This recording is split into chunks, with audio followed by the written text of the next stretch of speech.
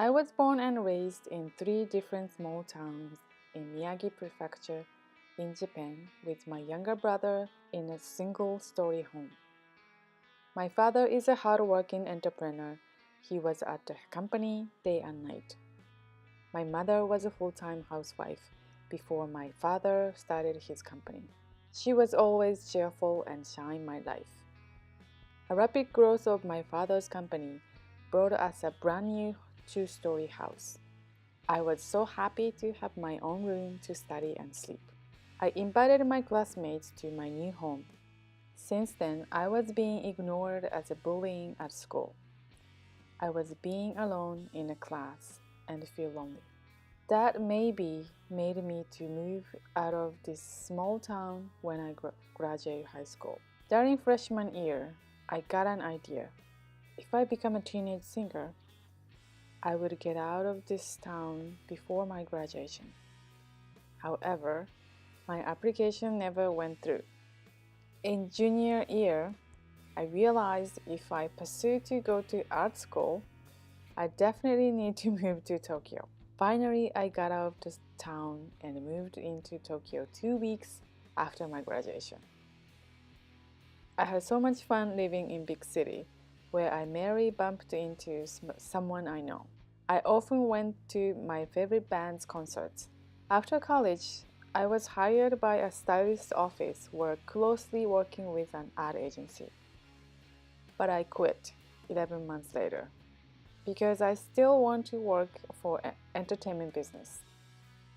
I got so inspired by backup dancers and stage staffs from Los Angeles for Japanese pop singer when I worked with them for Japanese Nation Tour.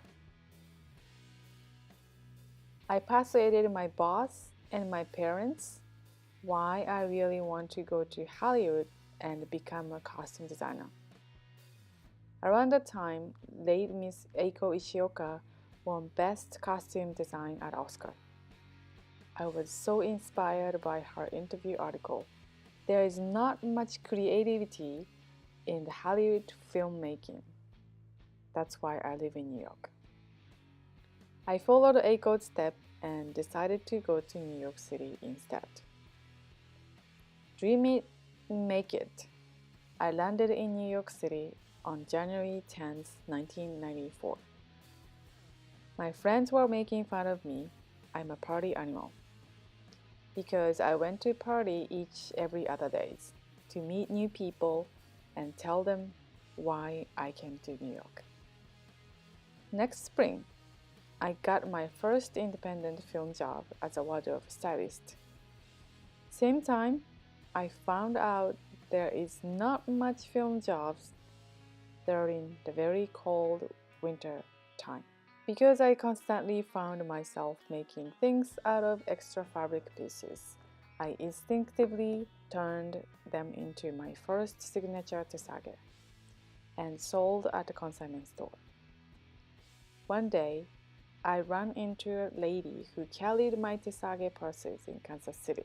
She introduced my tesage purses to retail store in Kansas City. My tesage purse business had grown and opened an e-commerce website in September 2000.